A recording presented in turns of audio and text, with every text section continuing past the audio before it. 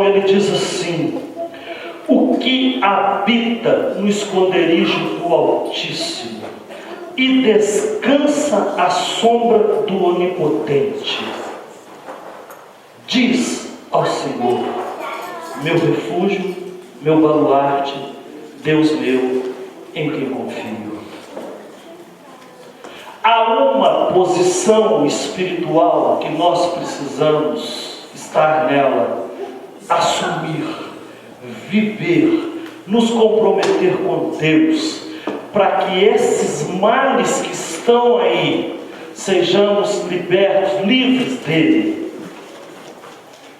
E a posição espiritual que nós temos é a daquele que coloca Deus acima de tudo.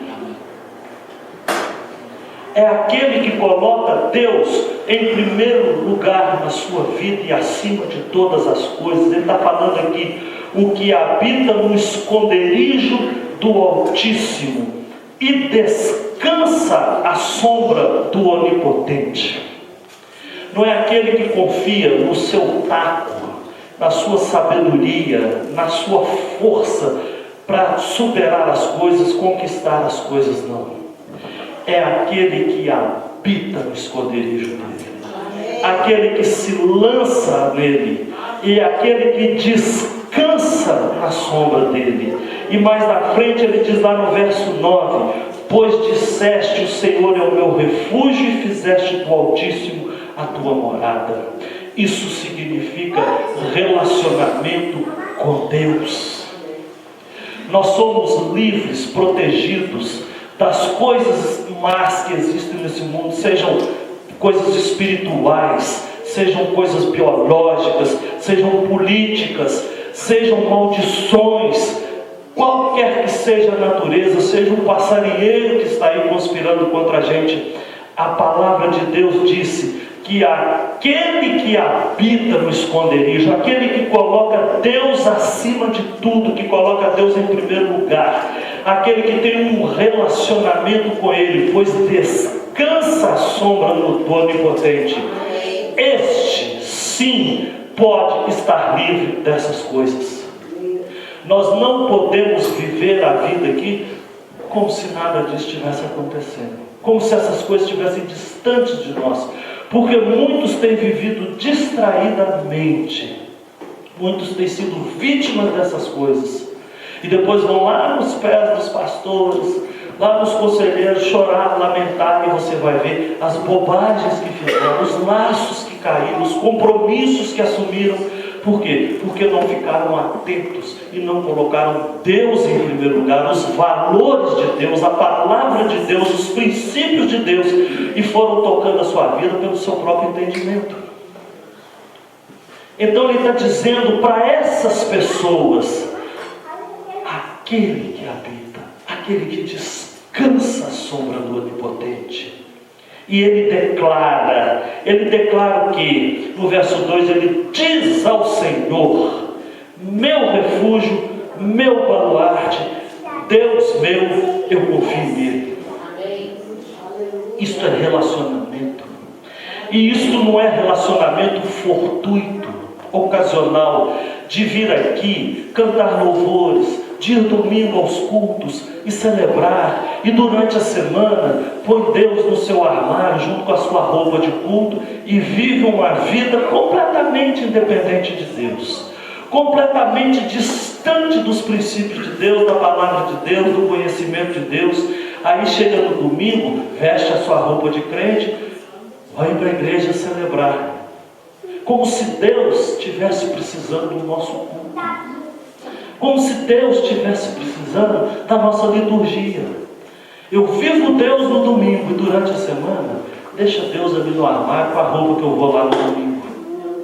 Ele está dizendo aqui, ele diz ao Senhor: meu refúgio, minha proteção, Deus meu, eu confio nele.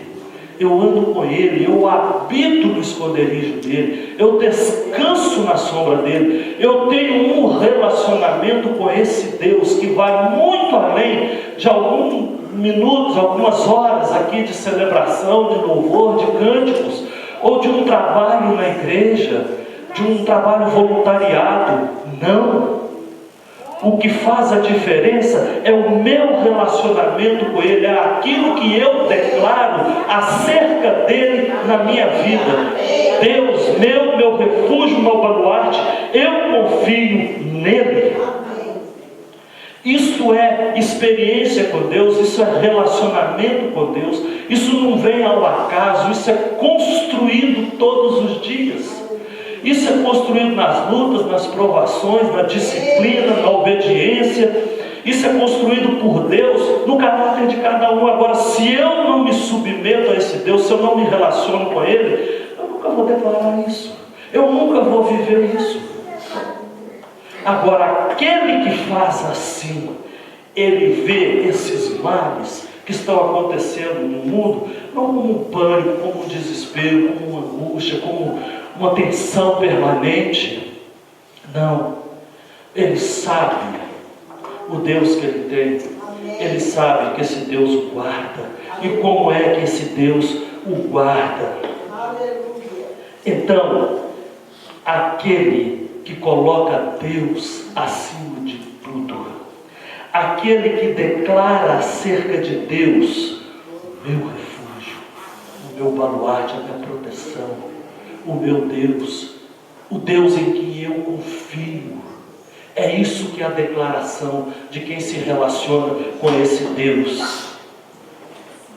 E ele vai dizendo mais no verso 4: cobrir-te-á com as suas penas, e sob suas asas estarás seguro. A sua verdade é pavês e escudo.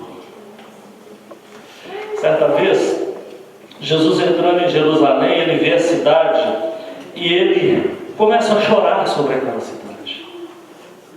Ele começa a chorar quando ele vê Jerusalém. E ele diz assim: Jerusalém, Jerusalém, que mata os profetas, apedreja os que te são enviados. Quantas vezes eu quis ajuntar os teus filhos, como a galinha ajunta os pintinhos debaixo das asas. Tu não quiseste. E desde agora a sua casa vai ficar deserta, e você não me verá mais, até o dia que você disser: bendito que vem o nome do Senhor. Jesus usa essa figura daquela galinha cacarejando e que os pintinhos correm para debaixo dela, e ali eles são protegidos do gavião, do cachorro, do gato, do que seja. Por quê? Porque aquela galinha coloca a sua vida sobre a vida dos seus pintinhos. O que ele está falando aqui é isso: ele cobrir-te-á com as suas penas, e sob as suas asas estarás seguro. Deus quer estender uma proteção sobre nós, como aquela galinha estende sobre os seus pintinhos, como ela nos protege. E ele diz mais: não é só essa proteção, mas a proteção que vem da palavra de Deus. A palavra de Deus nos protege. Sabia disso? A proteção vem da palavra. Ele diz aqui: a tua verdade é pavês e escudo. Pavês é um escudão que o soldado romano usava, cobria da cabeça aos pés. E aquilo eles punham na linha de frente e ia para cima do inimigo. O escudo era aquele que ele embraçava com o braço esquerdo e manobrava a espada com o braço direito. Mas o pavês era uma proteção de alto a baixo, em que as tropas iam em fila empurrando o inimigo com aquilo ali. Ele diz: a tua palavra é pavês e escudo, é uma proteção total. Quando nós fazemos qualquer coisa que vai de acordo com a palavra, a gente se torna vulnerável. E quantas vezes Nós quebramos a cara pela vida fora. Por quê? Porque não fazemos da palavra de Deus o nosso pavês, o nosso escudo. A palavra de Deus nos determina algumas coisas, e nos nossos relacionamentos pais e filhos, relacionamento com a igreja, relacionamento conjugal e tudo, não faça assim, não faça assado, relacionamento com os namoros. E quando nós ultrapassamos isso, lá na frente você começa a colher tristeza, angústia, dissabor, separação, abandono, divórcio, e você vai ver lá atrás, não fez da sua palavra o seu escudo.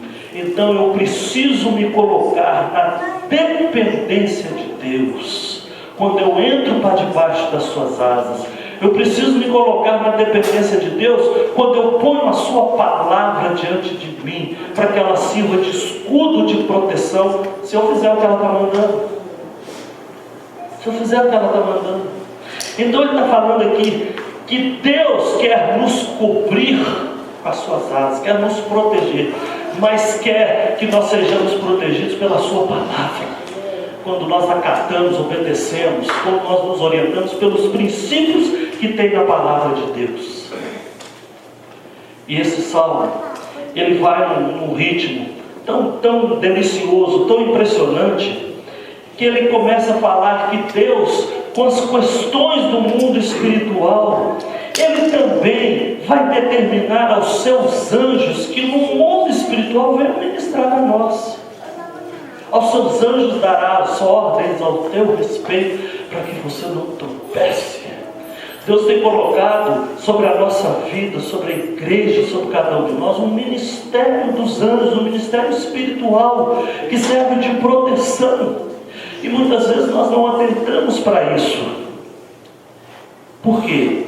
Porque andamos distraidamente. O nosso relacionamento com Deus é tão superficial, que eu não começo a considerar nas coisas espirituais.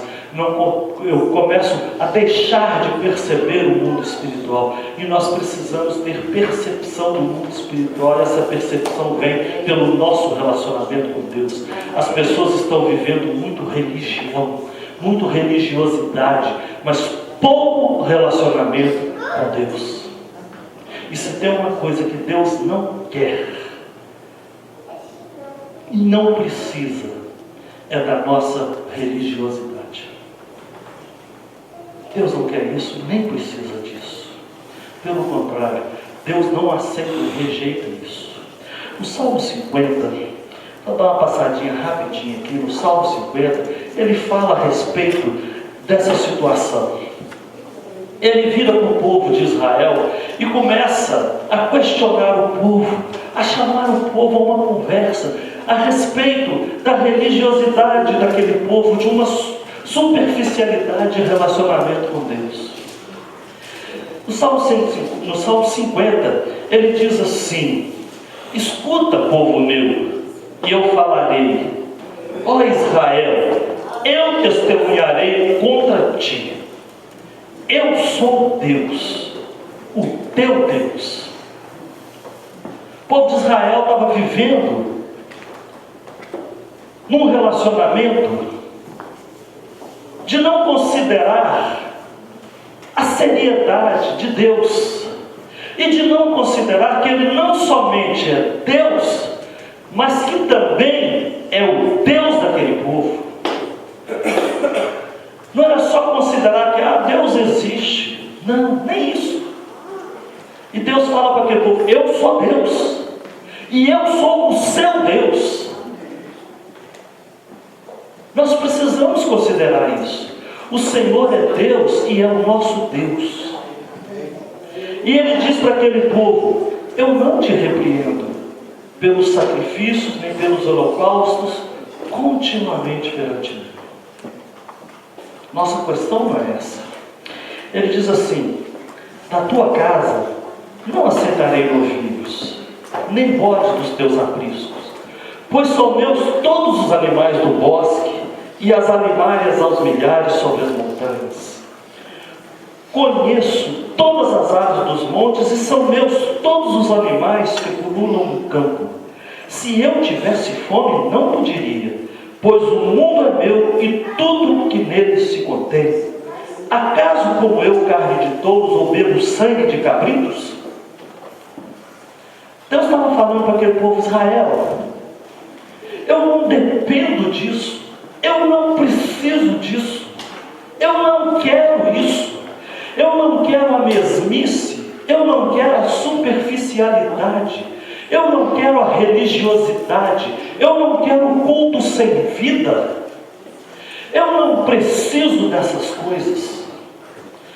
Israel, se eu tivesse necessidade disso, eu não ia falar para você não, porque tudo é meu, tudo me pertence. Para que você está me oferecendo essas coisas, essas mesmices, esse ritual contínuo, superficial, humano, destituído de sentimento, de verdade, de espiritualidade? Para que você está trazendo isso para mim?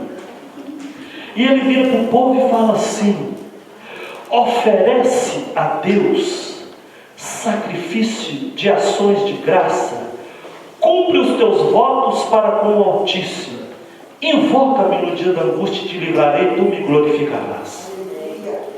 Quando você trouxer alguma coisa para mim, Israel, traga por gratidão a mim, reconhecendo aquilo que eu sou para você, aquilo que eu sou, Deus.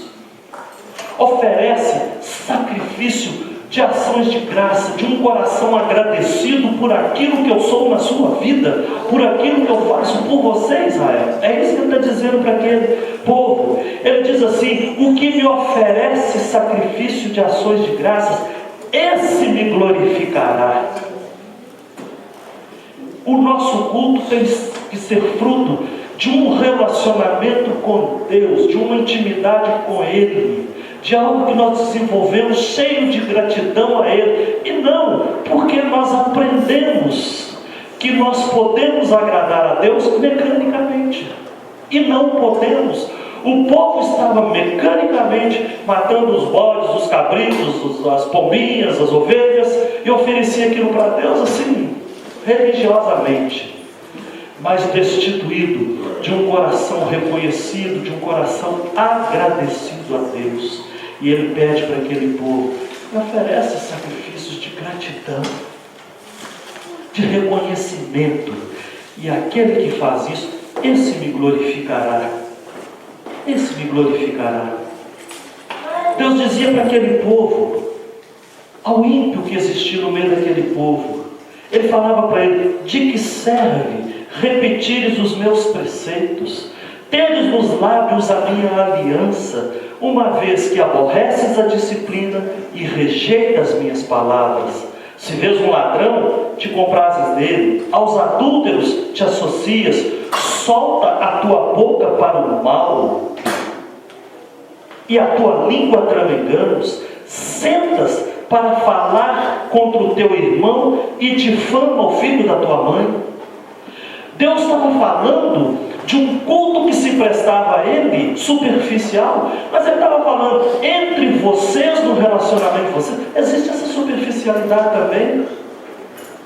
Vocês falam mal uns dos outros, vocês não aceitam a minha disciplina, vocês têm prazer, andam juntos lá misturados no meio dos bêbados, dos adúlteros, dos ladrões e etc. Vocês, quando eu corrijo, não aceitam a disciplina, não ouvem a minha palavra.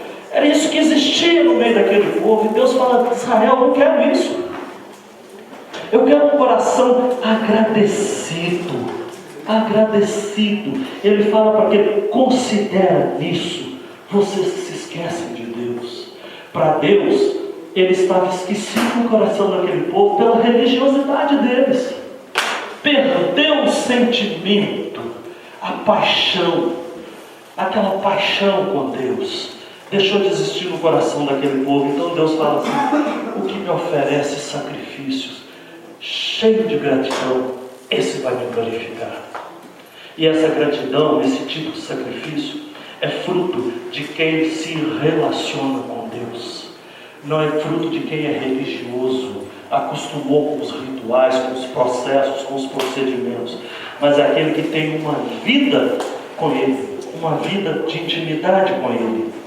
E nesse Salmo 91, fecha parênteses, Deus está falando acerca da proteção, do cuidado, da guarda dele para conosco, fruto de um relacionamento pessoal que nós temos com ele. E ele diz no final desse salmo, a partir do verso 14, quando ele fala: olha, vocês vão superar isso, vocês vão vencer esses males biológicos, eu vou livrar vocês dele, dos males fortuitos, das pestes, das maldições, das pragas, desses males espirituais, do laço do passarinheiro. Tudo isso eu vou levar vocês a ter vitória sobre isso.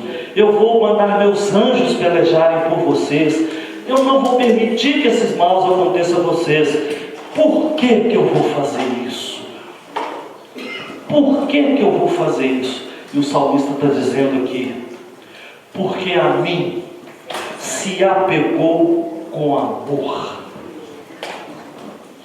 Deus não quer nossa religião, nem a nossa religiosidade. Deus quer um coração apegado a Ele pelo amor. Ele está dizendo aqui: porque a mim se apegou com amor, eu o livrarei. É fruto desse relacionamento íntimo, pessoal, desenvolvido lá no silêncio do seu quarto, nas caladas da madrugada, lá no seu lugar de refúgio, na sua individualidade, lá no seu escritório, no seu banheiro tomando banho, seja onde for. Esse fruto de um relacionamento pessoal com Deus, um relacionamento com base de amor, isso atrai para a nossa vida essa proteção de Deus, esse cuidado, esse carinho, essa guarda dele. Ele diz aqui: porque a mim se apegou com amor, eu livrarei. Eu vou livrarei. Não pensa que se a gente for viver alheio, distante de Deus, oferecendo aquele culto superficial que ele fala lá no Salmo 50, aquele culto rotineiro, que nós aprendemos a ser daquele jeito, né? E distante de Deus, que isso vai atrair alguma coisa? Não atrai. Ele está falando aqui: porque a mim se apegou com amor. É relacionamento com Deus, é intimidade com Ele, é dia a dia, é individualidade. Não é algo que alguém vai produzir no outro, não. É algo que você vai produzir por Deus. Isso é pessoal. Não vai ser o pastor, o diácono, o seu líder aí, o seu discipulador aí. Não é ninguém que vai te colocar isso no coração, não. É o seu relacionamento com Ele. Isso é que vai produzir esse apego. A mim se apegou com amor, eu livrarei. Eu vou colocá-lo a salvo, porque conhece o meu nome. Conhecer o nome de Deus é provar dele. Eu conheço Ele, eu sei quem Ele é, porque eu tenho intimidade com Ele, eu me relaciono com Ele. E Ele está falando aqui: eu vou colocar você a salvo, porque você tem experiência do que é andar comigo, do que é se relacionar comigo. É muito diferente de uma prática religiosa, de um formalismo religioso. É vida pessoal e individual com Deus. E Ele diz mais: Ele me invocará e eu lhe responderei. Quando eu tenho intimidade com Deus, eu clamo a Ele. E quando a gente ora, a gente quer resposta, não é, gente? Todo mundo que ora quer resposta. E Ele está dizendo aqui: você vai me invocar e eu vou te responder. Eu vou te responder. Ainda que venha angústia, assim, na sua angústia, eu estarei com Ele. Estou mostrando aquele filmezinho lá, aquele vídeo acerca de Jesus. Na sua angústia estarei com Ele. Vou livrá-lo. Vou glorificá-lo. E vou saciar você com uma vida longa, uma vida com qualidade, uma vida com significado. E mais do que uma vida longa, Deus está prometendo aqui uma vida eterna. terra.